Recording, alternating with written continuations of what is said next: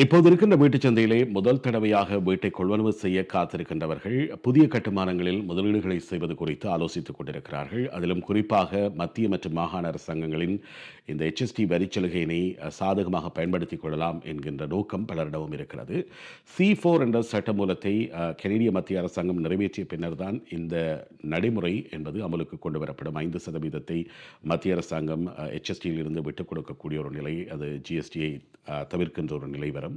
அதனைத் தொடர்ந்து மாகாண அரசாங்கமும் இதுபோன்ற ஒரு சட்டமூலத்தை நடைமுறைப்படுத்தி அதன் மூலம் தங்களுடைய பங்காக இருக்கக்கூடிய 8%த்தையும் முதல் தடவை வீட்டை கொள்வனவு செய்கின்றவர்களுக்காக விட்டுத் தருவதற்கு தயாராக இருக்கிறது. ஆகவே இந்த நடைமுறை என்பது உடனடியாக எப்போது வரும் என்பதை சொல்ல முடியாவிட்டாலும் அரசாங்கம் அறிவித்திருக்கக்கூடிய விதிமுறைகளின் அடிப்படையிலே இந்த வருடம் 2025ஆம் ஆண்டு மே மாதத்திற்கு பின்பு புதிய ஒப்பந்தங்களில் கைச்சாத்திட்டவர்கள், புதிய வீட்டுக் கொள்வனவில் ஈடுபட்ட முதல் தடவை வீட்டுக் கொள்வனவாளர்கள் இந்த சலுகையை பயன்படுத்திக் கொள்ளலாம் என்று சொல்லப்பட்டிருக்கிறது. ஆகவே அரசாங்கம் தன்னுடைய வாக்குறுதியை நிறைவேற்ற வேண்டுமாக இருந்தால் இந்த சட்டமூலத்தை நிறைவேற்றிய பின்னர் அதற்கான ஒழுங்குகள் எவ்வாறு மேற்கொள்ளப்படும் என்பது பற்றி நாம் மேலதிகமான விவரங்களை தெரிந்து கொள்ளக்கூடியதாக இருக்கும். ஒன்று, கொள்வனவு செய்யப்படுகின்ற வீட்டிலிருந்து இந்த HST போர்ஷன் என்பது கழிக்கப்பட்டு குறைந்த விலையிலே வீடுகள் விற்பனை செய்யப்பட போகிறதா, அல்லது நீங்கள் முழுமையான விலையை கொடுத்து வீட்டை கொள்வனவு செய்த பின்னர் இந்த 13% உங்களுக்கு அரசாங்கத்தால் மீளச் செலுத்தப்பட போகிறதா, இப்படியான பல கேள்விகளுக்கான பதிலை நாங்கள் இந்த சட்டம் மூலம் நிறைவேற்றப்பட்ட பின்னரும் ஒன்டாரியோ மாகாண அரசாங்கம் எவ்வாறு இதை நடைமுறைப்படுத்தப் போகிறது என்பதை தெளிவுபடுத்திய பின்னரும் புரிந்து கொள்ளக்கூடியதாக இருக்கும்.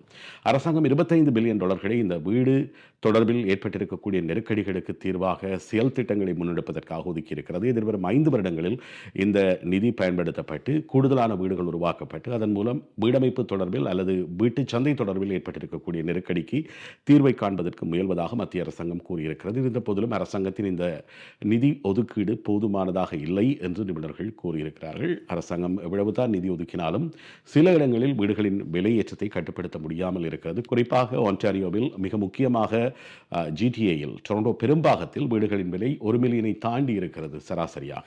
ஆகவே இப்படியான ஒரு இடத்திலே வீட்டை கொள்வனவு செய்வது என்பது சாதாரணமான வருமானம் பெறக்கூடியவர்களுக்கு சாத்தியமற்ற ஒன்றாக இருக்கிறது. அவ்வாறானவர்கள் எங்கே வீட்டை கொள்வனவு செய்யலாம் என்றால் 3 இடங்கள் முக்கியமாக பரிந்துரைக்கப்படக்கூடிய இடங்களாக இருக்கிறது. வீட்டொன்றை கொள்வனவு செய்கின்ற போது அந்த இடம் என்பது வீடுகளின் விலை அதிகரிக்கக்கூடியதாக இருக்க வேண்டும்.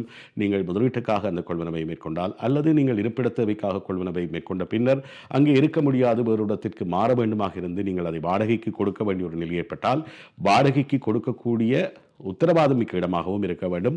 அதேவேளை விலை குறைவாகவும் இருக்க வேண்டும். சராசரியாக ஒரு 6 லட்சத்திற்கும் குறைவாக நீங்கள் வீடுகளை கொள்வனவு செய்யக்கூடிய மிக முக்கியமான 3 நகரங்கள் என்றால் Kingston Ontario, Windsor Ontario, London Ontario. இந்த 3 இடங்களிலும் குறைந்த விலையிலே வீடுகளை கொள்வனவு செய்யக்கூடியதாக இருக்கும். இந்த 3 இடங்கள் ஏனென்றால் இந்த 3 இடங்களிலும் முக்கியமான 3 பல்கலைக்கழகங்கள் இருக்கிறது.